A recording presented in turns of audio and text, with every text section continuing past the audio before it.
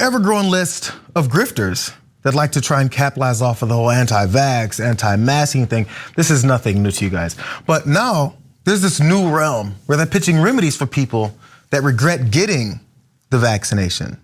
I'm not sure how that works, but maybe you can help me figure this out. So from Yahoo, they did point out, so there's a lot of anti-vax influencers that are trying to help people. That's their whole idea. One of them's name is Dr. Carrie Madej, and she's offering ingredients for a bath that might help people get rid themselves of those toxins that they now got themselves involved in. So from Yahoo again, the ingredients in this bath that she's proposing are mostly not harmful, although the supposed benefits attached to them are entirely fictional. Baking soda and Epsom salts, which she falsely claims will provide a, quote, radiation detox to remove radiation that Madej falsely believes is activated by the vaccine.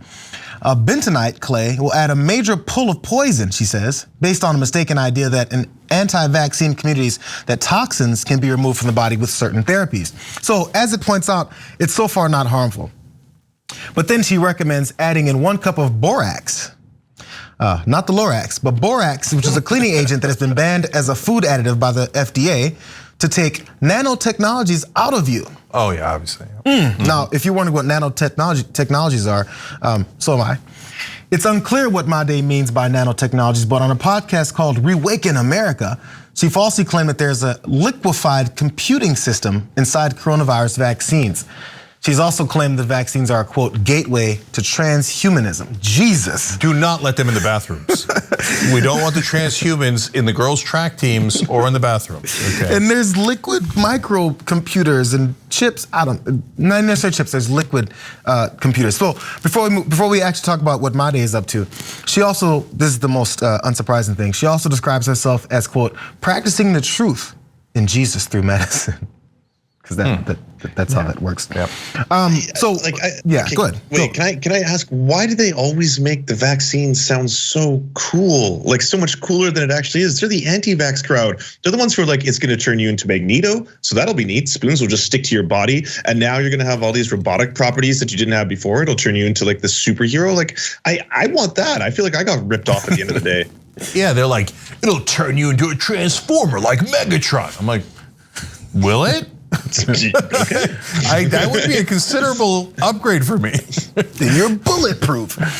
So this, of course, these remedies like the bath or something like that is something, of course, they're trying to make some kind of a name for themselves. That's why they're influencers on this.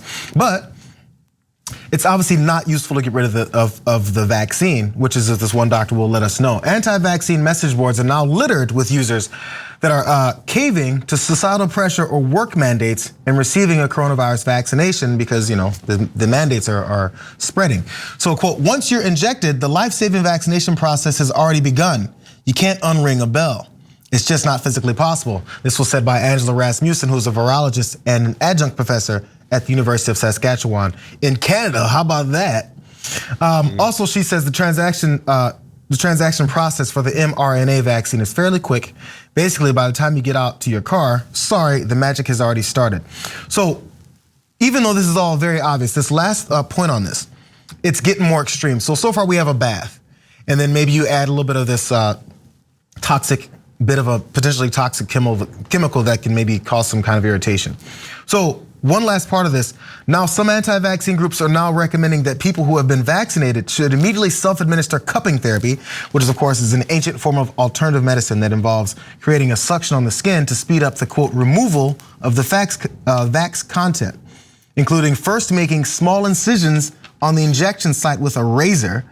Other means give instructions on how to uninject shots using syringes. So now we've gone into finding that injection point, that really very small syringe point on your arm, taking a razor, cutting it there, then putting some suction cups or whatever it is, the suction therapy on, and also potentially uninjecting yourself using syringes.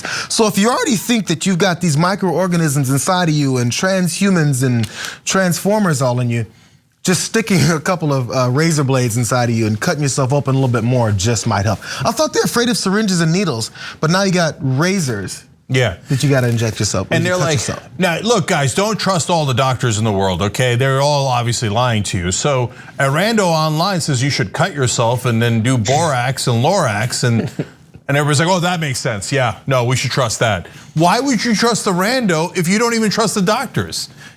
Like that, how does that make any sense at all?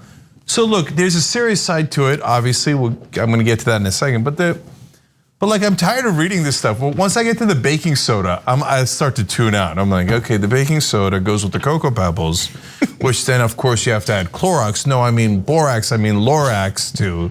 And if you, by the way, if she had said add Lorax instead of borax, would it have made any difference? No. No, they probably would have like, all right, there we go. Dr. Seuss is back. Okay, we had the Lorax in there and ironically chop him down. Okay, and then right. And then now on the serious stuff, so what harm does it do? Even if it was harmless stuff like baking soda. Well, it does the harm of you not taking the vaccine, which could save your life. You're taking a chance with your life, 750,000 dead, and in this country alone, almost everyone who's died recently, not everyone, that's why we're concerned, like Colin Powell had an immunocompromised body, he had taken the vaccine and he died anyway, but and you're endangering people like him, but otherwise- Yeah, that's 99.5%. Yeah, 99.5%. Thank you, Lance. 99.5% of the deaths are for the unvaccinated. So you're messing with their lives. Then you add in the borax, then you add in telling people to cut themselves. Guys, come on. It's amazing to me that we live in a world where somebody could say, no, I know it's a liquefied computer technology that goes in and transforms you. But if you cut yourself with a knife and do a suction, it'll take it out. How could you believe that? If it's that sophisticated in technology, you're just gonna cut yourself and then put a cupping and then, I got it out with my mug. They really do like going back to the days of the founding fathers, because back then, this is one of those lore stories that I'm not sure how true it is, but they were talking about how they bleed people, and that's George Washington's death, right? They used to use leeches. Yeah. They used to use leeches. They would affix leeches to people's skin that would suck the blood out of you because apparently the blood had toxins in it, and that was an idea that was very pervasive. And at the time, that was medical science, right? And they would suck the blood out of you. But now it's 2021, and in order to make sure that if you've been vaxxed and you need to reverse it, just start bleeding. Bro, it's just so weird. Now, what this does lead to is at least there's a bit of a recognition that people are getting vaccinated. Because now they have to shift their grift to now go to saying, you've been vaccinated, now I can help you here. Before I was helping with the anti-masking, and after that I was helping you with making sure that you don't take the vaccine itself. Now that you've taken the vaccine, I gotta help you get it out of you.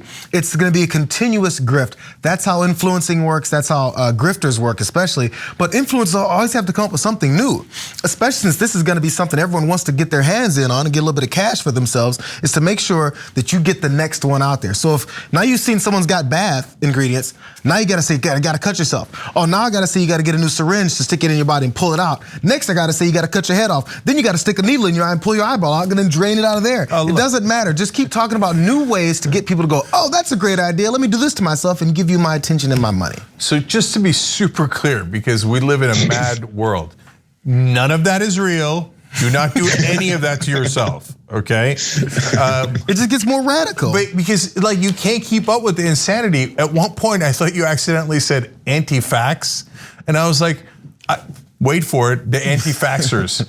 I'll tell you what, if the fax comes out, you put the suction and you cut the paper, otherwise it's gonna get all over you. It's got the nanotechnology. The anti-vaxxers. The thing is, they might have already won. They are. They were around when they said those elitist professors and smart people. I mean, you're also talking about you're calling them grifters, the ones who are doing it online for, whatever reason. There's also a really huge problem with people with huge platforms. Like, I don't want to talk too much about Dr. Joe Rogan, but recommending everything outside of the vaccine, right? Like saying if you take the vaccine, you're basically a cuck for big pharma. So don't do that. You don't want to be a cuck at the end of the day. And so instead take Regeneron, and then also take ivermectin and take Zyklon B. And I'm not saying that, like Regeneron, for example, monoclonal antibodies, yes, for people who can afford it, $2,000 a pop, yes, that can help you if you have COVID, but also it costs $20 per dose of the vaccine to produce it, right? So the idea of recommending all these alternative therapies or even proven therapies that are super expensive, it's really messing up people who are just tuning in to their favorite podcaster. They just want to hear them talk about like what they're up to. Yeah, and they're also big pharma, and they cost a lot more. Yes. So it's not only putting their audience in harm's way, it's also potentially bankrupting them. Yeah. So Rogan and Tim Pool might have all the money in the world, and they're like, I took all the all the antibodies and paid thousands of dollars. They remind me of Rush Limbaugh. Yeah. He's like, what's the big deal? I had a heart condition in Hawaii, went to the emergency room. I don't need insurance. It only cost me the price of a small Humvee. What? Or worse.